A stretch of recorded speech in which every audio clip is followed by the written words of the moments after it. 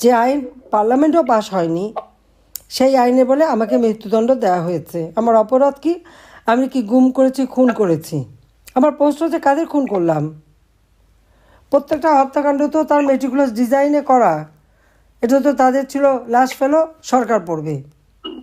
অধিকাংশ মারা গেছে যারা, কই আন্দোলনরত একটা নেতাও তো মারা যায়নি, তাদেরকে একটা আঁচড়ও লাগেনি।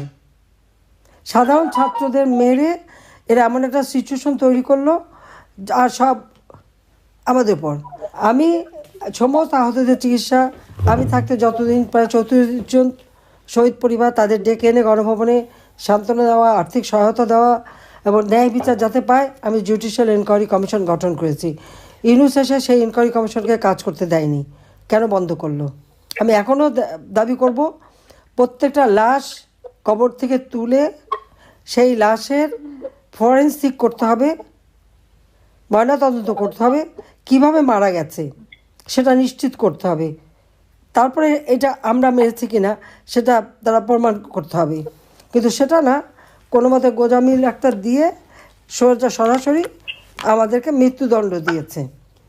এইভাবে ক্ষমতার যে অপব্যবহার করা, আর পার্লামেন্টে পাশ করা আইন তো আমার পার্লামেন্টেই পাশ করায় নিতে হবে বা সংশোধন করে নিতে হবে।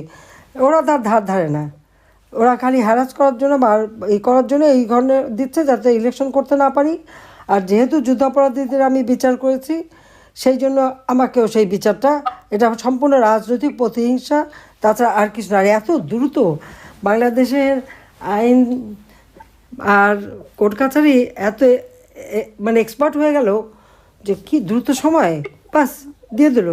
আপনারা দেখছেন চিফ প্রসিকিউটর আমার নামে যেসব অভিযোগ নিয়ে আসলো, মেট্রো রেলে আগুন, পৃথিবী ভবনে আগুন, সব নাকি আমি সন্ত্রাসী দিয়ে করিয়েছি। সন্ত্রাসীরা তো করেছে, এতে কোনো সন্দেহ নাই, কিন্তু সেটা কারদের? ইউনূসের এনসিপি পার্টিরই এক নেতা নিজে স্বীকার করেছে, সে ইন্টারভিউ বলেছে যে মেট্রো রেলে আগুন এবং পুলিশ হত্যা না করলে তার বিপ্লব নাকি সফল হতো না।